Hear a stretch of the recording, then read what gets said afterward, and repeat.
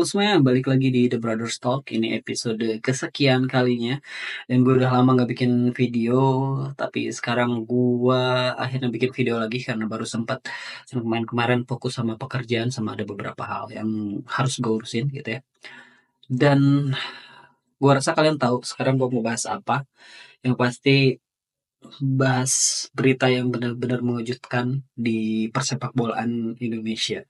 So, kita mulai aja. Oke, berita yang mengejutkannya udah pasti soal kabar dan memang soal berita dan kepastian bahwa Sintayong dipecat gitu ya oleh PSSI gitu ya di siang tadi.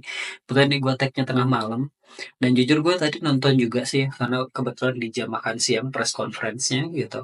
Dan gue meng-highlight beberapa alasan sebelum kita lebih jauh lagi gitu ya. Kita bahas beberapa alasan yang disampaikan sama Erick Thohir terlebih dahulu. Yang gue highlight itu adalah pertama adalah mengenai leadership gitu. Erick Thohir bicara soal leadershipnya Sintayong.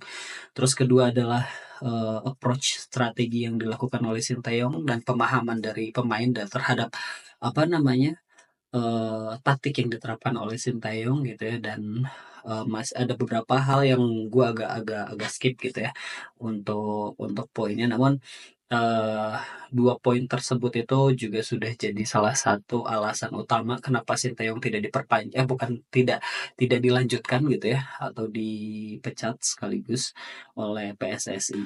Jujur ya meskipun gue mengkritik banyak hal dari Sintayong ini terutama dari sisi strategi dan pendekatan permainannya gue selalu bilang bahwa permainannya dia cukup monoton secara strategi gitu ya dari waktu ke waktu kalau teman-teman lihat dan bahkan gue ngerasa Sintayong dalam tanda kutip itu tertolong dengan adanya pemain-pemain naturalisasi yang memang punya kualitas yang cukup baik gitu. Nah, tapi terlepas dari itu, keputusan pemecatan saat ini tuh gue agak sedikit kaget karena ekspektasi gue dan prediksi gue adalah akan tetap dievaluasi sampai akhir dari kualifikasi Piala Dunia hasilnya seperti apa gitu. Namun ternyata dari klarifikasi yang disampaikan oleh Pak Erick Thohir tadi gitu sih yang tadi adalah Sintayong memang ataupun polemik ini gitu ya atau dinamika ini sudah ada di pertandingan sebelum melawan China bahkan gitu. Tapi ketika ketika itu dari sisi PSSI merasa bahwa itu terlalu terburu-buru karena mengingat ada beberapa pertandingan gitu ya di belakangnya itu di depannya itu setelah lawan China itu yang cukup berdekatan. Jadi tidak cukup ideal ketika melakukan keputusan bahwa Sintayong dipecat gitu.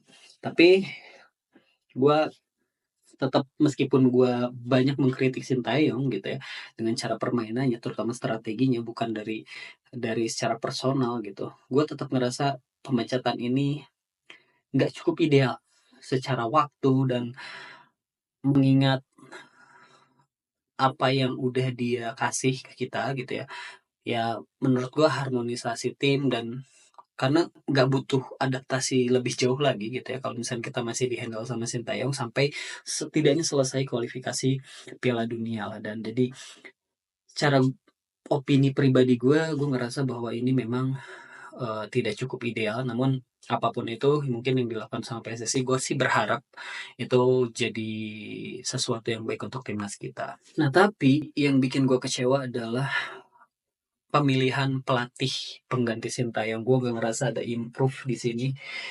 Ya meskipun tadi Pak Erick Thohir itu menyampaikan bahwa tanggal 12 nanti gitu ya baru akan diumumkan siapa pelatih atau pengganti dari Sintayong cuman akhirnya bocor gara-gara Fabrizio Romano ada postingan dari Fabrizio Romano yang bilang bahwa Patrick Kluivert yang mungkin teman-teman yang fansnya Barca tahu bahwa dia adalah mantan strikernya Barcelona gitu ya dan timnas Belanda yang ditunjuk sebagai pelatih timnas kita selama 2 tahun kurang lebih ke depan gitu dan harapannya bisa membawa Indonesia main di Piala Dunia. Gue nggak tahu alasan utamanya seperti apa gitu ya. Yang pasti mungkin ini asumsi gue bahwa Patrick Kluivert itu memang avail gitu dan juga memang dia Itu dari Belanda, di mana sekarang timnas kita cukup banyak pemain yang memang dihuni dari daerah-daerah dari Belanda gitu. Dan itu gue nggak ngerasa cukup ideal sih, karena melihat track recordnya Kluivert gitu ya, dia sebelumnya itu megang Curacao dan klub Turki yang antah berantah gue nggak tahu, dan bahkan itu pun dipecat. Bahkan juga beredar screenshot dari postingan Curacao gitu ya, dari federasinya, bahwa Kluivert ini secara pola permainan atau strategi permainan itu nggak jelas, bahkan bikin pemain-pemainnya juga kebingungan gitu ya apa yang harus diimplementasikan. Pertanyaannya adalah ada dua hal, mungkin memang secara pendekatan Kluivert tidak cukup bagus ketika di Curacao, sehingga pemainnya nggak ngerti cara untuk mengimplementasikan apa yang dia mau. Yang kedua, ya mungkin ada salahnya di pemainnya. Pemainnya nggak ngerti, nggak bisa main bola. Nah, mungkin ada dua hal itu gitu. Nah, gua harap sih mungkin karena kita adalah pendukung timnas gitu ya. Kita selalu berharap bahwa ini jadi hal positif buat timnas Indonesia, meskipun Kluivert ini punya track record yang cukup buruk. Bahkan gue dengar-dengar dia agak kegemaran gambling gitu ya. Dan banyak yang berpandangan sampai jauh gitu ya.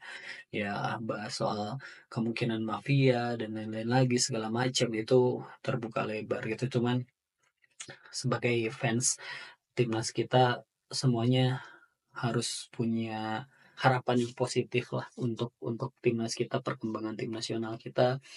Meskipun gue yakin hampir keseluruhan fans timnas kita, baik yang pro ataupun kontra terhadap Sintayong, kalau misalkan berpikir secara objektif dan menilai secara objektif, gue rasa kecewa dengan keputusan ini.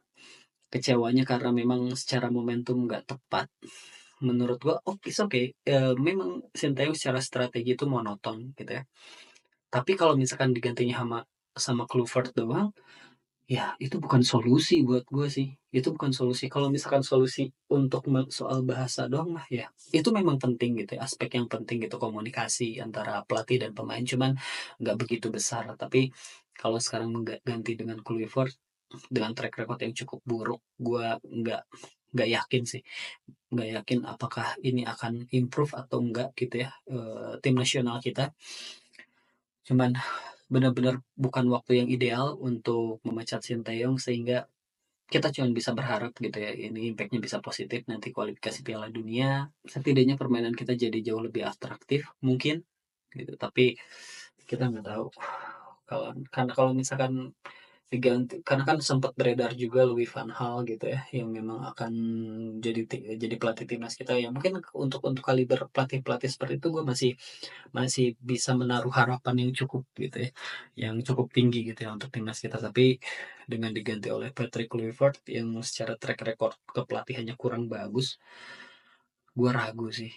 Gue ragu bahwa uh, pergantian ini jadi salah satu improvement yang signifikan untuk timnas kita. Gue khawatir ini akan justru malah berbalik menjadi keputusan yang salah gitu ya dari PSSI. Dan mungkin banyak juga sih teman-teman di warganet kita gitu ya, netizen kita, yang sudah mensimulasikan skenario-skenario yang seperti apa kalau A B C D segala macam, dan itu possible banget untuk terjadi.